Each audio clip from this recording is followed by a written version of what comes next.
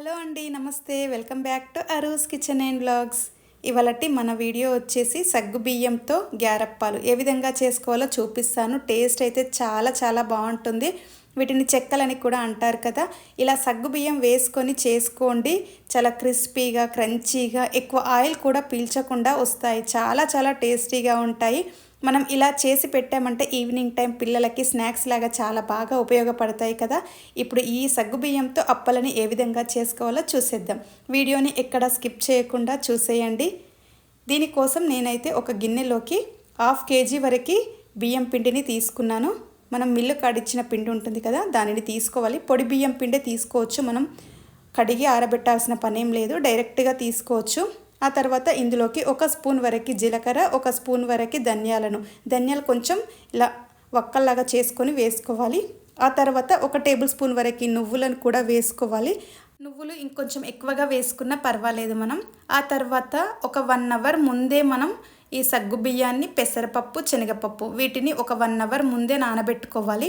అలా నానబెట్టుకున్న ఈ సగ్గు బియ్యాన్ని ఇందులో నుండి వాటర్ నుండి తీసేసుకొని ఈ పిండిలో వేసుకోవాలి. ఆ తర్వాత పెసరపప్పు కూడా సేమ్ ఇలా నానబెట్టుకున్న ఈ పెసరపప్పుని కూడా ఇందులో వేసుకోవాలి. శనగపప్పు కూడా ఇందులో వేసుకుంటున్నాను. ఇలా మూడింటిని 1 అవర్ ముందే నానబెట్టుకోవాలి. మనం నానబెట్టుకున్నవి వేసుకుంటేనే బాగుంటుంది మనకి. ఇలా నానబెట్టుకున్నవి వేసుకున్న తర్వాత ఇందులోకి ఒక 4-5 రెమ్మల వరకు కరివేపాకుని కూడా ఈ విధంగా చిన్నగా కట్ చేసుకొని వేసుకుంటున్నాను. డైరెక్ట్గా అయినా వేసుకోవచ్చు. నేనైతే ఇలా చిన్నగా కట్ చేసుకొని వేసుకుంటున్నాను. ఆ తర్వాత ఇందులోకి 1 స్పూన్ వరకు కారాన్ని వేస్తున్నాను. ఇక్కడ మనం రెడ్ కారం వాడుతున్నాం కదా, పచ్చి కారం అయినా పచ్చిమిర్చిని పేస్ట్ చేసైనా వేసుకోవచ్చు. అలాగే తగినంత ఉప్పు వేసుకొని ఇందులోకి కొంచెం అల్లం వెల్లుల్లి పేస్ట్, పసుపును కూడా వేసుకోవాలి. ఆ క్లిప్ అనేది మిస్ అయిపోయింది. ఆ తర్వాత బటర్, ఇందులో నేను ఇంట్లో చేసిన బటర్ని వాడుతున్నాను. ఇలా బటర్ని వేసుకొని ఒకసారి అంతా బాగా కలుపుకోవాలి. ఇక్కడ బటర్ ప్లేస్లో మనం వేడిగా ఆయిల్ని వేడి చేసుకొని అయినా వేసుకోవచ్చు. ఇలా వేయడం వలన మనకి క్రిస్పీగా వస్తాయి అప్పాలనేటివి. కాబట్టి కొంచెం ఎక్కువగానే పడుతుంది మనకి. ఈ బటర్ అయినా వేసుకోవచ్చు, లేదా వేడిగా చేసుకున్న ఆయిల్నైనా వేసుకోవచ్చు. ఇలా వేసుకొని ఒకసారి అంతా బాగా కలుపుకోవాలి. దీన్ని మొత్తం పొడిగా ఉంటుంది కదా మనకి. ఇలా ఒకసారి అంతా బాగా కలిపినప్పుడు మనకి ఇలా ముద్దలాగా రావాలి. అలా ముద్దలాగా వస్తే మనకి అంతా బటర్ అనేది సరిపోయినట్టు, లేదా ఇంకొంచెం వేసుకోవచ్చు. ఇలా అంతా బాగా కలుపుకున్న తర్వాత ఇప్పుడు ఇందులోకి మనం ఉప్పుని చెక్ చేసుకోవాలి. ఏమైనా తక్కువగా అనిపిస్తే ఇప్పుడు వేసుకొని మళ్ళీ ఒకసారి కలుపుకుంటే సరిపోతుంది. ఇలా ఒకసారి చెక్ చేసుకున్న తర్వాత ఇప్పుడు ఇందులోకి మనం బాగా వేడిగా ఉన్న వాటర్ని వేసుకోవాలి. ఎప్పుడైనా మనం అప్పాలు చేసినప్పుడు వేడి వాటర్ని వేస్తేనే మనకి అప్పాలన్నిటివి పగిలిపోకుండా మంచిగా వస్తాయి. కాబట్టి ఈ విధంగా వేడివేడిగా ఉన్న వాటర్ని ఒకసారి వేసుకొని ఇలా స్పూన్తో అంతా బాగా కలుపుకోవాలి. ఇలా కలుపుకున్న తర్వాత ఇది కొంచెం వేడి తగ్గిన తర్వాత ఇప్పుడు మనం చేయితో కలుపుకోవచ్చు. వేడిపోయిన తర్వాత మనం ఇలా స్పూన్ తీసేసుకొని చేయితో కలుపుకోవాలి. ఇందులో వాటర్ మనకి కరెక్ట్గా సరిపోతాయి, చూసుకొని వేసుకోవాలి. ఇప్పుడు ఇక్కడ కలుపుతున్నప్పుడు మనకి ఏమైనా తక్కువగా అనిపిస్తే కొంచెం చల్ల వాటర్ని తీసుకుంటూ కొంచెం స్ప్రింకిల్ చేసుకుంటూ పిండి అనేది కలుపుకోవాలి. ఇలా మనం మొత్తం అంతా ముద్దలాగా చేసుకోవాలి. మనకి పిండి కలుపుతుంటే తెలుస్తుంది కదా, ఇలా సాఫ్ట్గా ఉండాలి పిండి అనేది. గట్టిగా ఉన్నా కానీ మనకి సరిగా రావు. కాబట్టి కొంచెం ఈ విధంగా సాఫ్ట్గా ఉండేలా చూసుకోవాలి. ఇలా మూత పెట్టుకొని ఒక 10-15 నిమిషాలు అలా పక్కన ఉంచుకున్నామంటే పిండి అంతా సాఫ్ట్గా అయిపోతుంది. చూసారు కదా.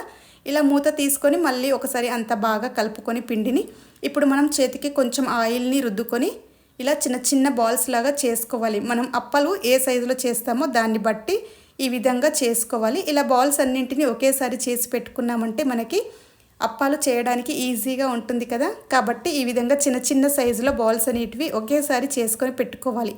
ఇలా ఒకరము ఉన్నప్పుడు మనం ఒకేసారి ఈ విధంగా చేసుకొని పక్కన పెట్టుకొని ఈ పిండిని మళ్ళీ మూత పెట్టి పక్కన పెట్టుకొని వీటిని డైరెక్ట్గా ఇలా చేస్తూ ఉంటాం కదా, మనకి ఈజీ అయిపోతుంది. ఈలోపు మనం ఆయిల్ కూడా పెట్టుకోవాలి. పొయ్యి మీద మనకి హీట్ అయిపోతుంది కదా ఆయిల్ వేడయ్యేలోపు మనం ఈ విధంగా అప్పాలని ఒక కవర్ తీసుకొని దీనిపైన కొంచెం ఆయిల్ని స్ప్రెడ్ చేసుకొని ఈ విధంగా ఒక్కొక్కటిగా ఈ విధంగా చేసుకుంటే సరిపోతుంది. ఇక్కడ నేను చేయితో చేస్తున్నాను. మనకి లేదు అంటే పూరి ప్రెస్ ఉంటుంది కదా, దానిలో కూడా చేసుకోవచ్చు. నేనైతే ఇలా డైరెక్ట్గా చేయితోనే చేస్తున్నాను. అలా చేసుకోవాలనుకుంటే ఆ పూరి ప్రెస్లో కూడా చేసుకోవచ్చు. నేనైతే చేయితో ఇలా ఒక్కొక్కటిగా చేసేసుకున్నాను. ఫాస్ట్గా అయిపోతుంది కదా మనకి ఈ విధంగా చేస్తేనే. ఈలోపు ఆయిల్ కూడా వేడైపోతుంది. ఇలా అన్నీ ఒకేసారి చేసి పెట్టుకున్న తర్వాత ఇక్కడ మనం ఈ ఆయిల్ వేడైపోతుంది కదా, ఈలోపు ఒక్కొక్కటిగా ఇందులో వేసుకున్నామంటే మనకి అప్పాలు అనేటివి ఫ్రై అయిపోతాయి. చూసారు కదా, ఒక సైడ్ కాలగానే మరో సైడ్కి తిప్పుకొని ఈ విధంగా నిదానంగా కాల్చుకోవాలి. ఇలా ఒక్కొక్కటిగా మంచిగా కాలిన తర్వాత ఇప్పుడు మనం వీటిని తీసేసుకుందాం. చూసారు కదా, మంచిగా కలర్ ఈ విధంగా రావాలి. ఎక్కువగా కలర్ కూడా రాకూడదు. గోల్డెన్ కలర్ ఈ విధంగా వస్తే మనకి సరిపోతుంది. చూసారు కదా, ఈ విధంగా కాలిన తర్వాత ఇప్పుడు వీటిని తీసుకొని ఒక ప్లేట్లో వేసుకోవాలి. ఇదే విధంగా మనం చేసుకున్న అప్పాలన్నింటినీ ఇలాగే కాల్చుకోవాలి. ఇంతే అండి, అస్సలు మాడకూడదు. మనకి కలర్ అయితే ఎక్కువగా చేంజ్ కాకూడదు. కొంచెం కలర్ చేంజ్ అయినా కానీ మనకి టేస్ట్ అనేది అస్సలు బాగుండదు. కాబట్టి కొంచెం జాగ్రత్తగా చూసుకుంటూ కాల్చుకోవాలి మనం. చూసారు కదా, ఈ కలర్లో వస్తే సరిపోతుంది మనకి. ఈ విధంగా మొత్తం అంతా పిండి అయిపోయే వరకు ఇదే విధంగా చేసుకోవాలి. ఇంతే అండి, చూసారు కదా, ఎంతో టేస్టీగా ఉండే సగ్గుబియ్యం అప్పాలు అనేటివి రెడీ అయిపోయాయి. చాలా క్రిస్పీగా వచ్చాయండి. చూస్తుంటేనే నోరు ఊరుతుంది కదా మనకి.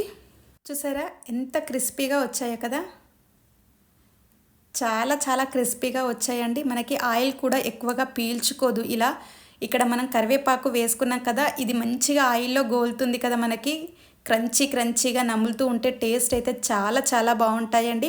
ఈ సగ్గుబియ్యంతో ఎవరైనా ఈ విధంగా అప్పాలు చేయకపోతే ఒక్కసారి నేను చెప్పిన ఈ ప్రాసెస్లో ట్రై చేసి చూడండి. టేస్ట్ అయితే చాలా బాగుంటుంది. ఇక్కడ నేను 1/2 kg పిండి తీసుకున్నాను కదా, ఇన్ని అప్పాలు అనేటివి వచ్చాయి. వీటిని పప్పు చెక్కలు అని కూడా అంటారు కదా. వీటిని మనం ఈ విధంగా సగ్గుబియ్యం వేసుకొని చేసుకుంటే క్రంచీగా క్రిస్పీగా చాలా బాగా వస్తాయండి. ఎవరైనా ట్రై చేయకపోతే ఒక్కసారి నేను చెప్పిన ఈ ప్రాసెస్లో ట్రై చేసి చూడండి. చేశాక ఎలా వచ్చాయో కూడా నాకు కమెంట్ సెక్షన్లో కమెంట్ చేయండి. నేను చేసిన ఈ సగ్గుబియ్యం అప్పాలు మీకు నచ్చినట్లయితే ప్లీజ్ ఒక లైక్ చేయండి, షేర్ చేయండి. మరిన్ని మంచి వీడియోల కోసం మన ఛానల్ని సబ్స్క్రైబ్ చేసుకోండి. Thank you for watching.